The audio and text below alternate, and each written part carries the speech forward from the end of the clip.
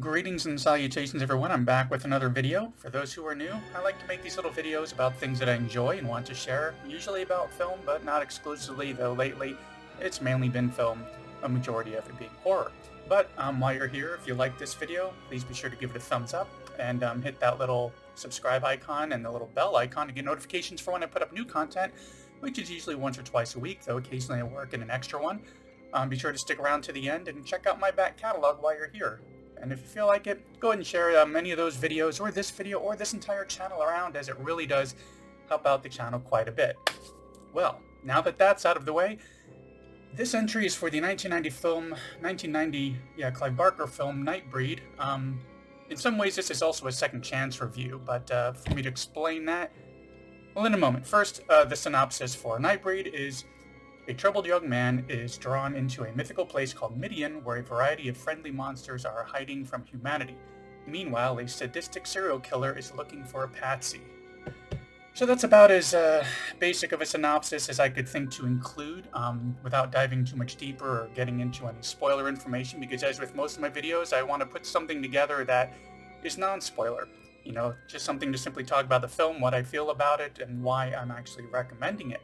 So in general, here is a bit more about my time with this film. So I believe I saw this movie in the theater when it first came out. That was a very long time ago, and it's hard to really remember any specifics from it. But I know for sure that after that, most of my experience with this film was from watching it on VHS, having recorded it from Cabal. So eventually I got the Laserdisc. Yes, I'm that old. And then eventually the DVD, and then finally the Blu-ray of the limited edition, which I will link to in the description. And, that edition had both the theatrical cut and the director's cut. Now, I was pretty excited to get my hands on it. I'd been hearing about this for a long time. Previously, it was just available on little VHS copies people had made, and it was called the Cabal cut. But anyways, I was really excited to get my hands on this, which was roughly 8 years ago. It was around the time that they first released it, because it was a limited edition, and I jumped on it right away. But initially, I didn't really care for the director's cut.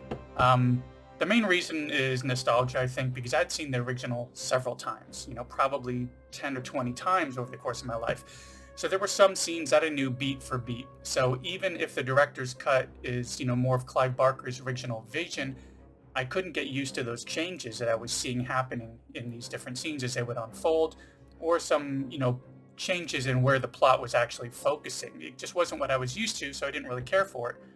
So a few months back, I checked out the theatrical edition again. It'd been a long time since I'd seen it, and I was ready to rocket right back into it, into that realm of nostalgia, and really take it all in, except this time I was kind of finding more faults in the film, more than I'd ever found before. Now, I felt, that the movie was kind of all over the place, which was the main issue that many had with it, that it was kind of pulling you in all these different directions. And, there were some dated effects, which, even for their time, they were a bit dated, that weren't executed well, but for some reason it really stuck out to me this time. And so I was not only getting a little bored because of what I knew about the film too well, I'm just seeing it for like the 20th time, but for some reason those faults were really coming through to me, and I was having a hard time kind of staying interested in it.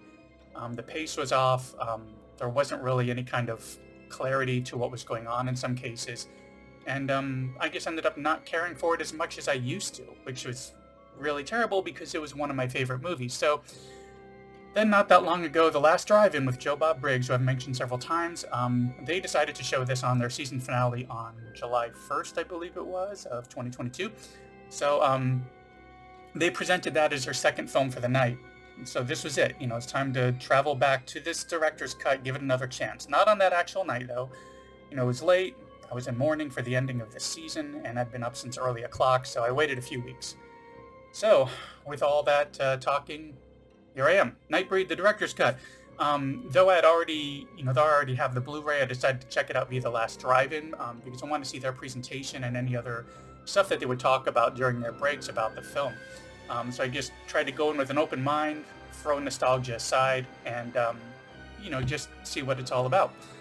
So now on this time viewing, that director's cut, I enjoyed it much more than I had originally, which I believe was back in 2014 when I first got my hands on that special edition set. So I even enjoyed it more than the theatrical cut, more than I'd ever enjoyed that theatrical cut when I was growing up with it.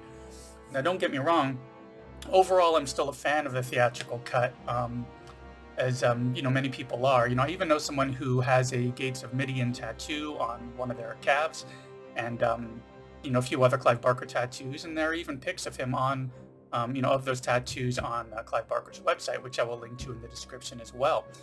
But while the theatrical cut is still enjoyable, it does seem like the director's cut is a bit more fleshed out. It's a bit more linear in some ways. I feel like I'm not as rushed as in the theatrical cut. It doesn't try to lead you down this road of being more of a slasher kind of film than anything else, because that idea of like this slasher film with the monsters sprinkled on top, it felt like the monsters were kind of thrown in, like we could have seen a similar story in some other way. I don't know, it just feels like the director's cut kind of knew where it was going a bit more. It was taking a bit more time for certain aspects of it. It was focusing on Boone and Laurie a lot more, and the Nightbreed in particular. We had longer shots for some scenes, and that's where some of this extra time, which this version is 20 minutes longer, I believe, than the original version. And they really open up Midian more, show you a bit more about what's going on. You get a lot more detail here and there, but and more about Boone and Laurie's lives, of course. I feel like this entire film feels a bit more like full in a way, like a bit more fleshed out, as I've said before. It didn't seem as rushed as just theatrical. There's still some issues, such as a strangely outdated effect of a creature flying through a corridor, or some creature effects that looked a bit stagnant, since, you can't equip every single monster makeup with, full animatronics or, full motion and everything. But all that's pretty much fine. There's only a couple little things that stood out like that. And I just noticed it because I noticed everything in the background, that wasn't burned into my brain from watching the theatrical so much. So any of those changes did stick through. I think a lot of I think as a non-casual viewer, it really kind of brought all that in. But for anybody else, they wouldn't be picking it apart the same way. It's going to definitely have a different experience. But the biggest thing that really took me by surprise was something that I didn't notice even in the theatrical edition that I'd seen many times, but I noticed it this time in the viewing of the director's cut. Skin by Oingo Boingo. So Danny Elfman, lead singer of Oingo Boingo, for you youngsters out there, released a song called Skin the same year that this film came out. Now, I've heard this song 100 times. It's one of my favorites by him, but this was the first time in all of my viewings that I happened to look away for a moment. I was writing down a note, something that I wanted to make note of for this review, and then I could tell that there's a scene. The scene that was on was where Laurie is going to Midian to kind of investigate, whatever happened to Boone. She's got a woman with her, I believe the character's name is Cheryl Ann, who she'd just met like the night before out at this bar. And Cheryl Ann is waiting by the car, and we can hear a country western version of Skin playing in the background. This is someone else's story, someone that I never knew. Now, I'd never noticed that before. I thought I was just hearing things, and I kept having to rewind it to really listen to the lyrics, and then I had to hit up Google to find out about it. And yeah, there was a country western version of it created for the soundtrack, which, someday I'm going to try to get my hands on that copy of it. It's really interesting to hear that different take on that song. But, it was a nice little find, and it was something that really surprised me. And, yeah, so let me go ahead and wrap this up before I veer even more off path with what I wanted to really say about this recommendation. When it comes to comparing the two films, the main point I want to make is to check this one out, specifically the director's cut. If you can get a hold of it, or perhaps subscribe to Shudder to check it out on Last Drive-In, get all that extra info during their little segments and their breaks throughout the film. It's worth checking out. Definitely a strange film. It feels kind of like a psychological horror fantasy with a little bit of action sprinkled on top. It's definitely one worth checking out. I feel like the theatrical cut is good as well, but the director's cut feels more like a full movie. But anyways, with that, yeah, go and check it out. Speaking of checking out, thanks for checking out this little video of mine and for sticking around to the end like this. As with all those other YouTube things that I always mention on all my videos, it really does help out quite a bit. And I will see you in the next one. You'll come back now, you